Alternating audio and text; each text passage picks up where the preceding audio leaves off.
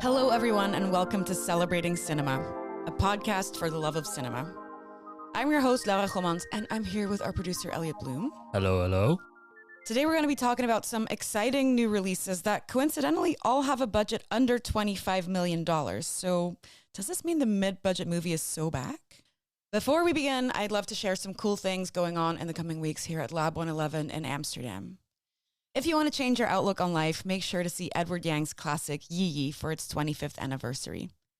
Also, come join us at the next Celebrating Cinema Film Club on October 16th, where I'll be introducing one of my personal favorites, Challengers, to coincide with our upcoming episode about Desire.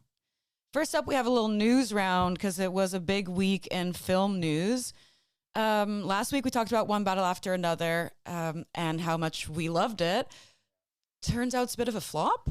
Well, if you look at the numbers, yes, but I don't think that's a fair assessment. I think because it had such a big budget already, I think it's $130 million. Some say maybe even 175. That means it has to do a lot of, it basically has to smash a lot of records. It has to be like super mainstream. I read that. So in total, of all the Paul Thomas Anderson films that he's made, his total grossing at the box office is something like 320 million. And that's what he needs to make. Oh, in total, like over all his movies? Yeah. Okay, that makes sense. Before One Battle After Another. And he needs to make that with just this film alone. Yikes. But what's funny, if it was, say, a $90 million budget, then it would have done fine. Yeah, people would say it's doing really well. But I think already it's only made 22 million domestically in America. And I think to give some comparison, Sinners made double that already in its first weekend. Yeah, which is like a similar budget, similar like unique original IP. What do you think that is? Because it's not an IP. It has a big name actor. It has several, but like it has Sean Penn and Leonardo DiCaprio. Are they just no longer the draw? I think it's just hard to sell films based off of stars. I think we're spoilt with so much maybe that I don't know. I tried to think of films that will draw you to go to the cinema. Yeah, and I think with Sinners, it has a really good like tagline. It's like, it's vampires, really, or like it's blues vampires. Yeah. And here it's like, well, it's about this activist, but then it goes into, so I guess it is like a little bit harder to sell. I do think once it will get a Best Picture nomination and potentially a Best Picture win, it might get a big second wind. But yeah, for now, like for an opening weekend, it's not great. No, but what I'm a bit confused about is what they actually spent their budget on, because this division, it seems like it, but it doesn't feel like a high budget film. It doesn't feel like an Avatar or something. No, like that. It could have been really small. There seems to be very little computer generated images, and I can't imagine that DiCaprio is worth that. No, that like putting such a big dent in your budget. Chase Infinity is a complete unknown. Nolan made Oppenheimer for 30 million less. So, and there's far more. And there was an explosion in that. There was an atomic bomb.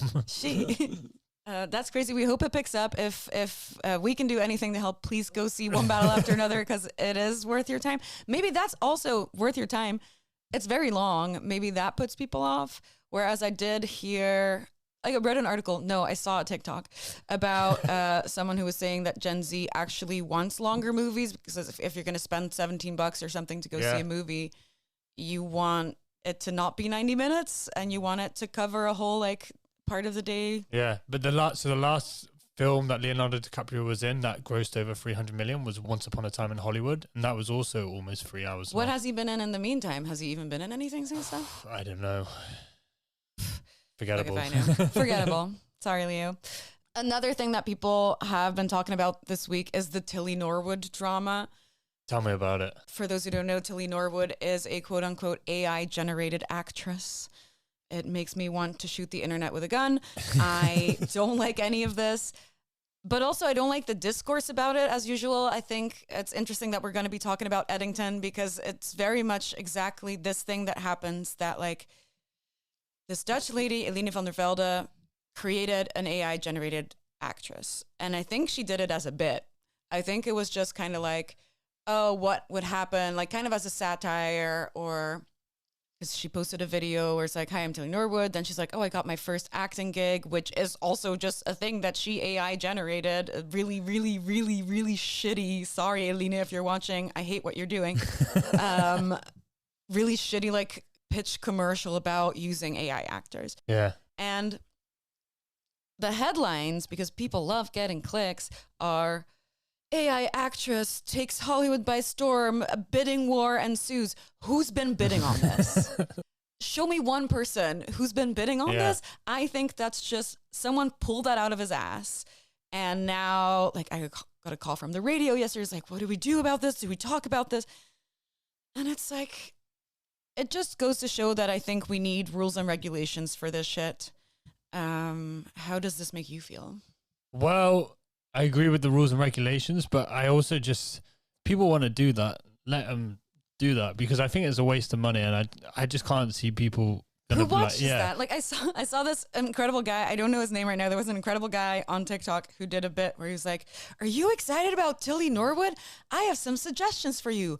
Blocks. You can build your papa and mama's house. And like, maybe you can ask your papa and mama to jingle some keys at you." Exactly. That's what it is. Like, which dumb fuck would sit down and watch this? And Zuckerberg, equally scum of the earth, also came out with like, our new AI is going to be so good that everyone can generate clips of, and it's going to look great. And it's like, okay, then who's going to watch it? Who's going to sit there and watch it? But I think I was reading a bit about Aline, and so she set up an AI production company. So it just sounds like this is a money grab, but she was then trying to like justify that it's like a real creative piece of work, trying to direct this machine to give it the nuances and all this stuff. And I was just like, yeah, well, I was expecting to talk about how Dutch film is coming back or it's going to be put on the map, but I didn't expect this was what we were going to talk about. Yeah, meanwhile, Dutch people are fucking shit up. Well. Shall we talk about something that I think will be a little bit more positive? Yeah, for talking us? about breaking the internet or wanting to shoot the internet with a gun. I think Eddington's a great place to dive into. Absolutely. Eddington. It's May 2020 and COVID-19 has not yet hit the small American town of Eddington. However, the mayor, played by Pedro Pascal, is enacting pretty heavy COVID measures. Masks and social distancing and the whole shebang. This sets off the sheriff, played by Joaquin Phoenix. And what starts as a simple discussion about masks ends up splitting the town into two camps, fed by the 24-hour news cycle and social media algorithms. Here's a clip. Can we just talk? Can just the two of us? We are. Okay. So maybe I just talk to your video. Ask where all your deputies went. Okay, well, why don't I just ask your governor about her little catch and release policy, okay? Because if it wasn't for that, maybe I could hold on to my deputies and the people we arrest. I know one of them was fired for excessive force and another one was forced to quit by a YouTube First Amendment auditor. Okay, yes, that is the same auditor that drove away your work. Your undersheriff died of a fentanyl overdose. From handling fentanyl. And your captain and your chief deputy took jobs in Rio Rancho. That was devastating. You can't keep your own office going, but you're going to run mine. Leave your mess here and start a whole new one. So what's interesting to me about this movie is that it opens on a frame that's a sign that says there's going to be a big AI data center coming to Eddington, which is an interesting start. And I wrote down, I was like, what does this mean? And then I think it became very evident what it means. Elliot, what did you make of Eddington? I really loved Eddington. I think it's hilarious. I think what's really interesting is, so Ari Aster, we know him for his horror, for Midsummer and Hereditary. I don't normally like horrors, but he made them perfectly. Elevated horror. Exactly. And it's really interesting to see him, how he's moving away from horror because he no longer sees it as perhaps a useful vehicle for expressing the horrors of reality because they're already right there. And it's really cool to see him try and work out or try to make sense of all these things that have come to light since COVID, of perhaps his reality being shattered, of all the people that have popped up within that, or the characters, and how we're sort of having a crisis of the individual self. Yeah. As our friend Hugo would say, it's a very demented film. I think parts of it, Ari Aster doesn't quite know himself the answers or what he's looking for. I think the ending is a bit like, I'm not sure. it's similar to One Battle After Another, sense of these like liberal white male directors whose reality of the world have been completely shattered, and they're having to come to sense with that. And they're fortunate that they're given a chance within Hollywood to make these films, because I think if they were black, if they were female, they perhaps wouldn't be given the budget or the script to do so. But I still am all for it, for them trying to perhaps wrestle with themselves and be like, my liberal idea of what I thought worked in democratic institutions and freedom and the American dream don't add up anymore. So what can I say about this? And what about you? I loved it. Yeah. And I was getting a little worried because, you know, several of my friends saw it at Cannes, and most people that I talked to were like, meh, you know, didn't love it. I was like, I usually love Ari Aster. I also love Beau is Afraid, which is a ride, which is like 3.5 hours long or something, but I love that movie. And going into Eddington, it was so uncomfortable. Yeah. Because it's COVID feels very recent, which is also a lot of the things. I'm very interested in reading negative reviews of this movie, because I was like, that's so ironic that the criticism that this movie gets is exactly what the movie is about. It's like, hey, you said something bad about our side too. You only should say things about the other side. Yeah. And it was so interesting to see that was the criticism, but also that the criticism was like, well, we're still like in this. COVID is not far away enough to even reflect upon this. And I think it's exactly the movie that we need to be making right now, is like, hold up a mirror to what we are doing here. We all feel that something is fucked up in this world, except we can't figure out what it is, and we can't agree what it is. Then you have these tech companies that love to have your eyeballs on screen. So what they do is they feed into your ideas, whether they're right or wrong, which Ari Aster has also very much expressed. Like, it seems to criticize parts of the Black Lives Matter movement, but what it does is it criticizes the fact that these people are protesting in a 300-person town with 2 policemen, one black one and one white one. They're protesting this, they're screaming in the streets, and it doesn't even affect them there. And it's all because you're being fed these algorithms. This is what you're supposed to care about, and this is exactly how you should be caring about it.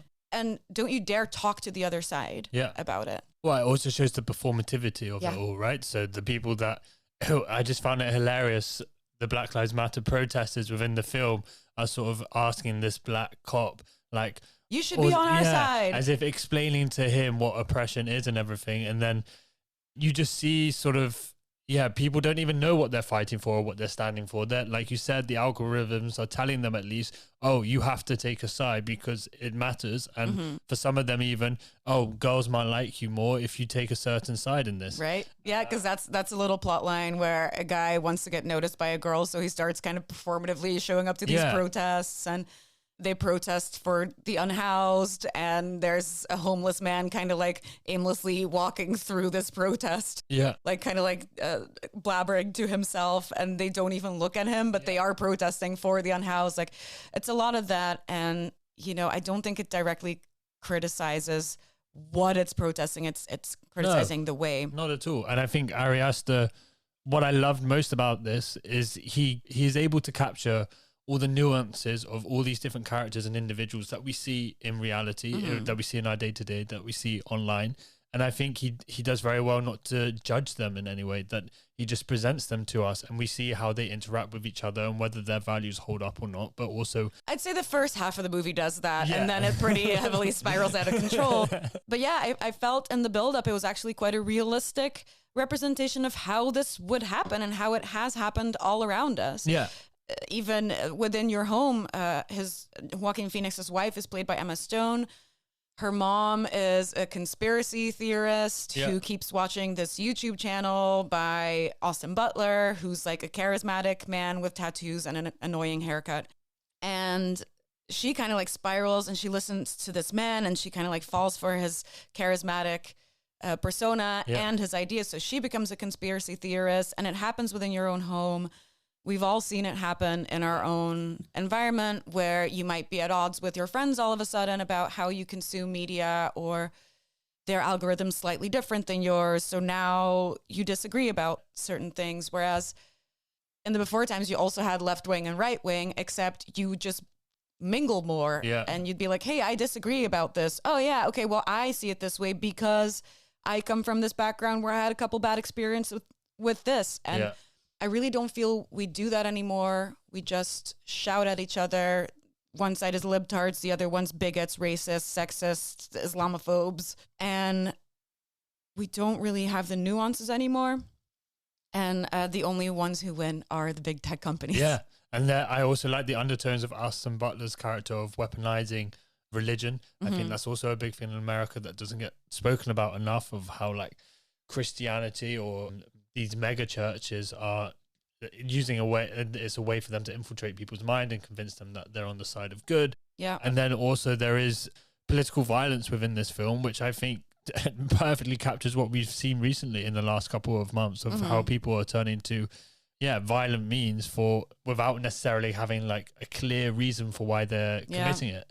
And like you said, in the end it's the big tech companies that win.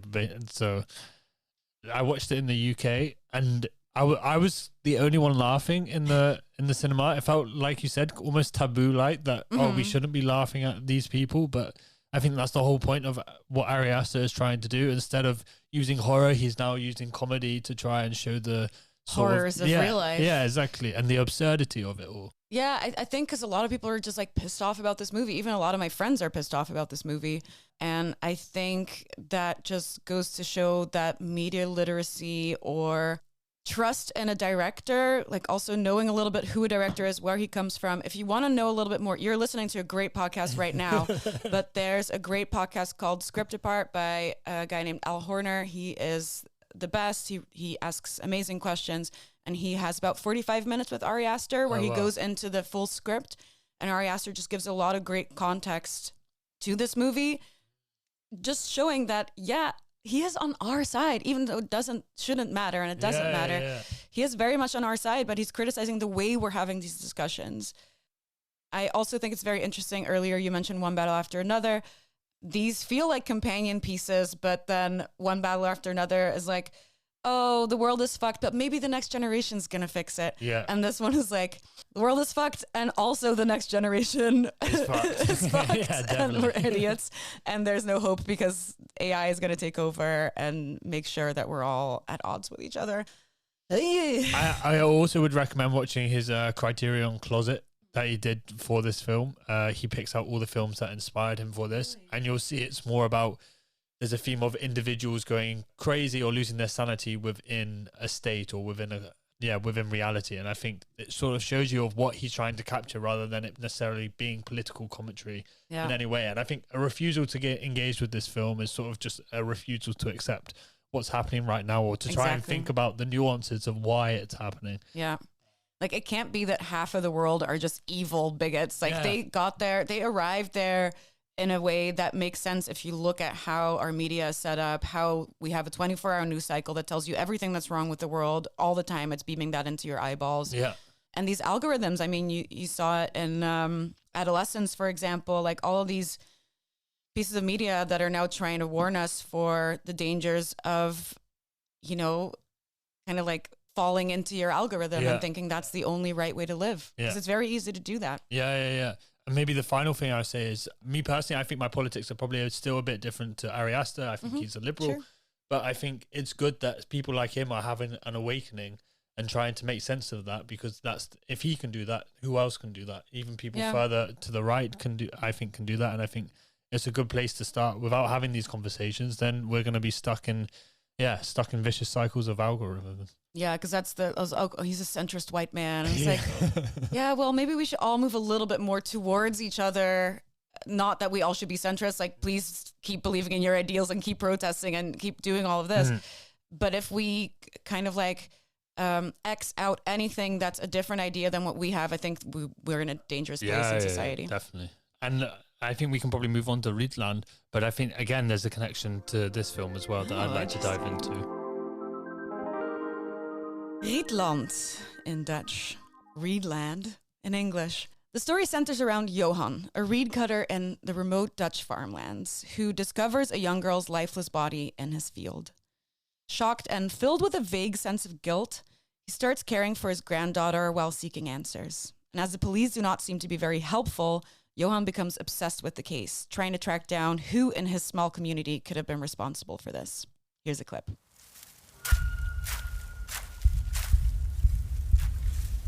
Waar are you running?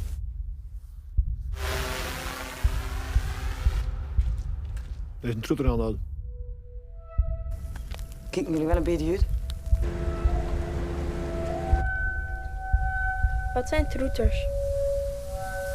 I saw it yesterday as the closing film of the Nederlands Film Festival, the Dutch Film Festival. I thought it was amazing. Yeah? I thought it was really cool. Could you maybe tell us a bit about why you thought it was? Well, I think, first of all, I'm always really excited to see a Dutch filmmaker take a bit of a swing and have it not, first of all, thank you for not making a rom-com. That's a win. But also it's a movie with so much stillness. It's visually stunning. Yeah. I think the most visually stunning Dutch film I have seen. It does this thing where I think for the first 15 minutes, 2 words are spoken. Yeah, I thought there was going to be no dialogue. Yeah. And it does it so beautifully. The actor is incredible. He's a real Yes. reed So cutter. Gerrit Knobbe, who now in his local town where this was recorded is called Gerrit Clooney, is an actual... Really? Yeah. He was there yesterday. They did this whole talk, but Gerrit Knobbe Clooney is an actual reed cutter. So this life that he lives in these fields cutting this reed is actually what he does for a living. So he could bring in all this truth to it, but it's also incredible that they found this random man who is also just really great at being on camera, because I've worked with amateur, just regular people before on camera. It's really hard to get someone to perform naturally in front of a camera, and I think all the actors in this movie aren't professional actors, and at no point do you feel that, yet you still feel it the whole time. Yeah. It's oh yeah, these do feel like real people. Yeah, if it has a documentary feel to their performances almost. But yeah, it's quite remarkable actually that because like you said, there isn't much dialogue, then you really do have to perform in a certain way, because you have to be conscious of how you're moving your body and the facial expressions. But I guess, and you also have to, for the director Sven, you have to create sort of a comfort or safety for them to just act. Yeah, exactly. Yeah. Like you said, it's a slow burner, but it really builds. And I think what I loved about the story itself, there's all these twists and turns that you don't necessarily expect. It keeps changing direction, which I like, but perhaps can sometimes be its flaw because maybe it's trying to address too much at once. Right. But I'm still happy that he takes such a big swing. Visually, I don't know a lot about Dutch painting, but I know enough to know that this is inspired heavily by the Dutch masters. That's just what our beautiful landscape looks like, Elliot. Welcome to our country. There's that one shot with all the reeds, which is just gorgeous. It's quite funny. I was reading some of the letterbox comments about this film, and one that kept popping up and just this is a good film for a Scandinavian film. See, that might be a Kermit and Mayer reference where they keep jokingly calling the Netherlands Scandinavia. Oh, really? Yeah, it's interesting because not famously, nobody knows who I am, but I don't watch trailers ever. And then recently I was in the cinema and it started and I was like, oh, I think that's that movie that we're going to be talking about on the podcast. Let me just kind of prep for what this is. The trailer oddly seems way more like A24, Robert Eggers-y kind of horror. Trailer makes it seem way more jarring. But all the elements are in there, but the movie just takes so much time that it also has this hypnotic quality to it. Yeah. But it's also just very tasteful. Yeah. At some point, his granddaughter has to put on a school play. I am a sucker for that trope. Sorry, I love it. I love when there's a school play because you can do fun things with decor and costumes.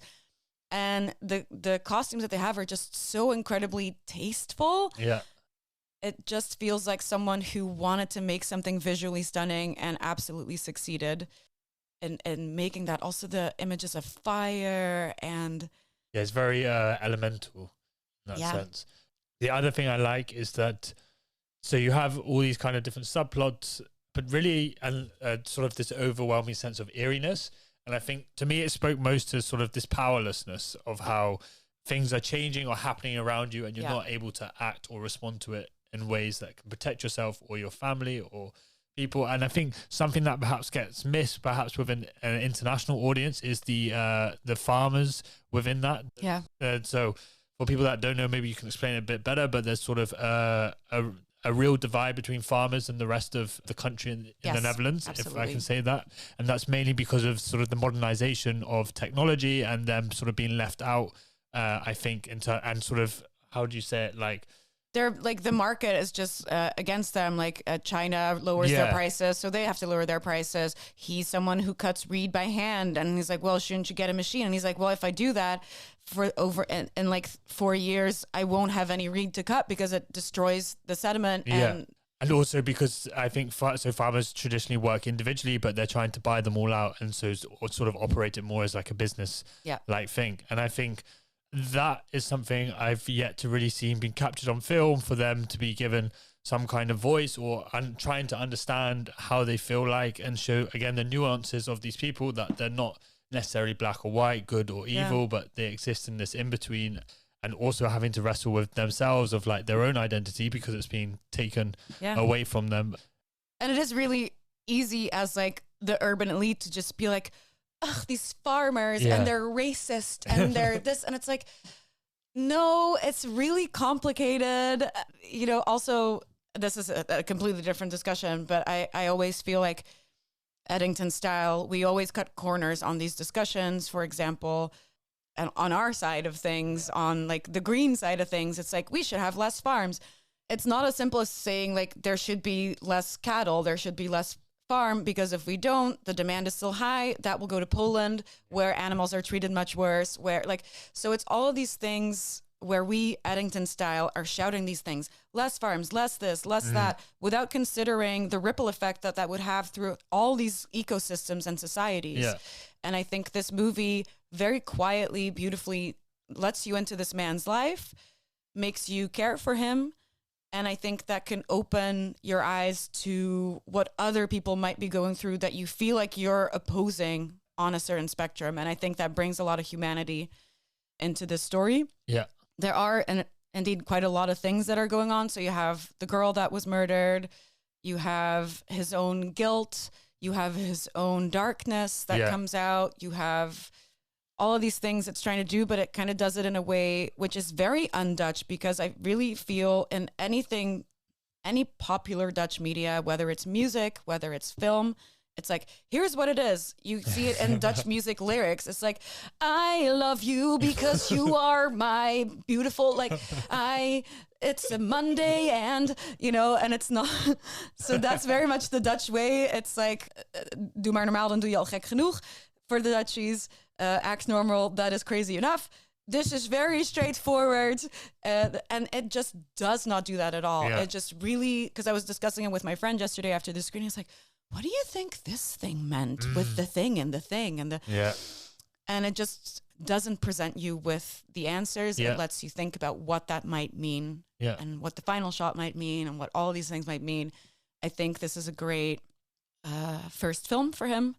And I'm very excited to see what it does. It premiered in May at Cannes as a part of the Critics Week, and it's our submission for the Oscars. Oh, really? Yeah. Amazing. I think hopefully we're going to be interviewing Sven, the director, in the next episode. But I really hope this is like, it opens the door for more filmmakers here in the Netherlands. I feel like I don't know a lot about the industry, but the film funds don't take enough chances on such directors that are perhaps more art house or independent style film themed. This also got a lot of funding from Belgium, actually. Really? Interestingly. Yeah. And I think it's to trust these films that they will do well, maybe not be the same commercial successes as the rom-coms, but this, I think, helps. This is something I want to say something about. My op Johan Nijhuis this week said something in the Telegraaf, which is the worst newspaper. Not even worth lining your litter box with. And he said, like, it's ridiculous that these types of movies even get, he wasn't talking specifically about Rietland, but like certain movies, he's like, well, this and this movie got this and this much subsidy, but only 3,000 people went to see it. That means it got 400 euros of subsidy per person that went to see it. He's a very commercial filmmaker. I say, fuck that. Yeah. Like, I say, let's direct our anger to the Dutch audience for not widening their scope of trying to go see these movies. I think that's a very complicated issue, and I think these movies should get funding because they are beautiful. Yeah. And then look at these people trying to champion this shit once we get a nomination for the international feature Oscar or something. You know, it's always like so easy to say these things afterwards, but then never support people taking chances. And I think that's very damaging. And I think he can go fuck himself. The only thing I'll add is, so obviously right now we see a crisis around the world of sort of nationality and like wanting to protect our own culture. But then if we're not willing to fund actual real culture, then what do we get? Yeah, what do you want to carry on celebrating? This Tilly Norwood? Well, I know what you'll get is you'll get another movie with one of the 5 actresses that we have in this country where a lady from the city goes to a small town and meets a fucking guy in a plaid shirt who's carrying a Christmas tree and he teaches her the meaning of Christmas. That's what we're going to get. And that's the only thing we'll get if we don't keep funding and going to things like this. Yeah. I just hope Johan Clooney doesn't get bought out and appears in these films. Jesus Christ, who knows? Both of the movies we talked about are screening now at Lab 111. I think you know where to get your tickets. It's lab111.nl. Stay connected with us at Celebrating Cinema and Lab by following at Lab111 on Instagram and Letterboxd. Do you love what we do? Support us by leaving a review on your favorite podcast platform. It really helps us climb the ranks of the podcast charts. This was a Lab 111 production, edited and produced by Elliot Bloom with music from Hugo Emertzal and artwork from Studio FFF.